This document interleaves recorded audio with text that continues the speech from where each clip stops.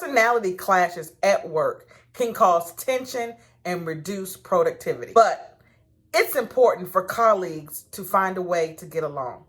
Hey everybody, it's Belinda. In this video, we're going to talk about how to deal with different personality conflicts at work. We're going to talk about some different techniques that you can use when dealing with personality conflicts at work. So, number one, examine your part, your role in the situation. What is your role? You cannot change your employers or your teammates, coworkers' reaction or emotions or how they deal with a situation, but you can control how you control yours. So examine your role, your part in the situation. Tip number two, develop compassion. If your coworkers' habits or flaws are irritating to you or causing trouble for you, imagine what it's doing for them. Give them compassion, the same compassion you want for your flaws and your struggles. Remember how hard it is for your own struggles. We don't know what that coworker is going through. We don't know what's causing them for their habits to be annoying to you. But develop some compassion. Develop the same compassion for them that you would want for yourself. Tip number three, think positive. There's more to your colleagues than the quirks that get on your nerves. So think about their positive. Focus on their strengths and what they contribute to the workplace. So focus on that. Look for their good. Look for their strength and focus on that. When we look for the bad, we always find bad. There's bad everywhere. When something goes wrong, then everything goes wrong. However, if you look for the good, when something goes good, it's the same thing. It's the same domino effect. So look for the good in your coworker. Focus on the positive, not on the quirks or the challenges that irritate you. So when you're dealing with a personality at work conflict, be positive. Think about positivity. Think about what the positive you can focus on for your coworker. Tip number four, listen closely. A lot of misunderstandings can be prevented if we just listen.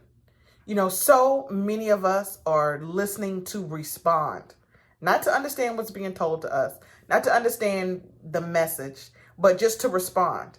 So listen to understand what they're trying to say, because maybe you're misunderstanding the information. So listen, let them know that you are trying to listen, that you're trying to understand what they're trying to communicate.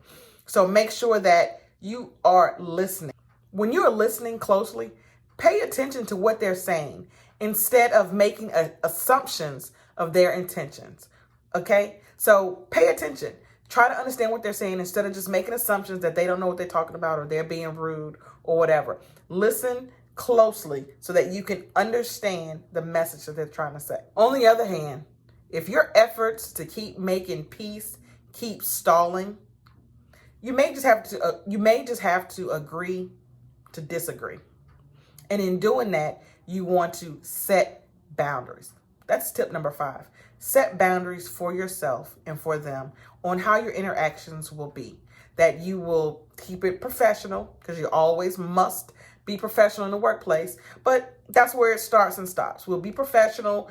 If we're not talking about work-related things, then we're not really talking. So set boundaries. If your efforts to keep peace just keep stalling, set boundaries, agree to disagree, and move on. Before we go to the next tip, please take a moment right now and like this video. Make sure you subscribe to this channel if you haven't already subscribed to this channel, and hit the alert so that when new videos come out, you will be notified. Like, subscribe, and hit the alert. Now, tip number 6. Ask for help. Sometimes when you have done all you know to do and all you can to deal with a personality conflict at work, sometimes it's time to ask for help, for guidance. You can ask your supervisor and just say, hey, we have to work together. We work in the same place. We are colleagues. Can you help us come up with some techniques on how we can work together, better together, so that there is fewer conflicts at work. So your supervisor, you can also ask the HR department.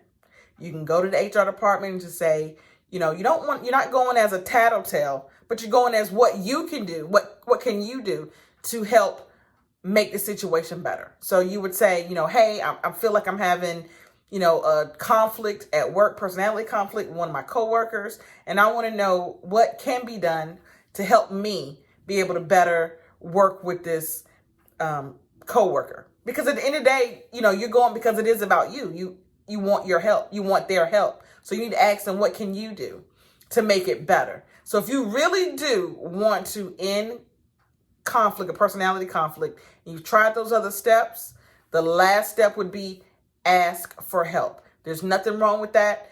People have, especially the HR department, they experience that over and over again. So let them give you their expertise advice on how they can help or what can be done. Because maybe there is nothing more for you to do. Maybe you've done everything and now it's something for the supervisor or the HR department to do. But you won't know that if you don't ask for help. So when it gets down to, I've tried everything, I don't know what else to do, ask for help. You're not going tattling. You don't want to go as, this person gets on my nerves and I can't deal with it. You go with, we have work that we need to do. We need to be able to be productive. And I feel like that it's not possible at this time. What can be done? We need help in order that we can work together to be able to get what needs to be done for this company. That's what you're getting paid to do. So if you're having issues, what can be done to help fix your issues? You've done everything that you know to do. What can be done? And let your supervisor or let the HR department tell you their advice or what needs to happen. Or maybe it's something that they need to do. Maybe you've done everything and maybe it's in their hands now. But ask for help. So if you're losing patience, try these techniques before you go off on the guy in the next cubicle. I'll see you at the next video.